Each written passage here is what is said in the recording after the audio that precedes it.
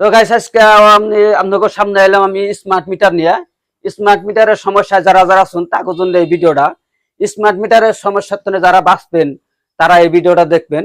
Smart মিটারের আপনি হয়তো লাইন কাটা জায়গা ওই একটা সমস্যা, স্মার্ট মিটারের লাইন পাইতেছেন না ওই একটা সমস্যা।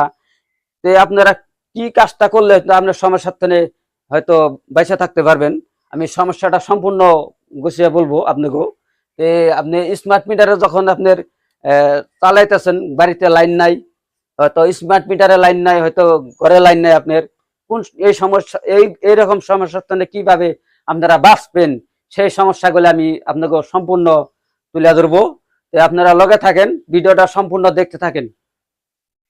স্মার্ট মিটারে আপনি ব্যবহার করতেছেন, ঘরে লাগাই দিয়ে গেছে, আপনি লাইন পাইতেছেন না, তাহলে আপনি কি করবেন? এক নম্বর সমস্যা, এক নম্বর হচ্ছে আপনার যায় না স্মার্ট মিটারের আপনি যে কোনো যে সাব ডিভিশন হয়তো লাগিয়ে দিয়ে গেছে, তাহলে ওই সাব ডিভিশনের মানুষের আপনি কল জানাবেন। দুই নম্বরে আপনার এই স্মার্ট মিটারের হয়তো আপনি লাইন পাইতেছেন না, তাহলে আরো একটা আপনার গোজনে হেল্পলাইন নাম্বার আছে, সেই নাম্বারটা হচ্ছে আপনার 1912 আর হয়তো 1912।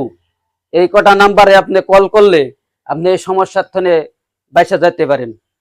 তো আরো একটা সমস্যা হয়েছে, আপনি হয়তো পয়সা ঢোকাইছেন মিটারে, লাইন পাইতেছেন না, তাহলে ওই নাম্বার গুলাই কল করে আপনি যোগাযোগ করতে পারেন।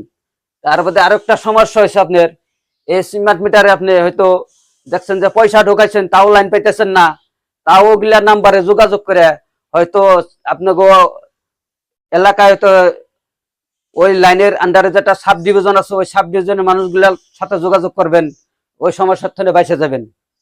তো লাইন কাটার বিষয় নিয়ে যতখানি আপনাকে কইলাম, আপনারা কতখানি বুঝতে পারছেন, কতখানি হয়তো বুঝেন নাই, হয়তো ভিডিওর মাধ্যমে আপনারা কমেন্টে জানাবেন, আমি আপনাকে হয়তো সহযোগ করার জন্য চেষ্টা করব আর কি।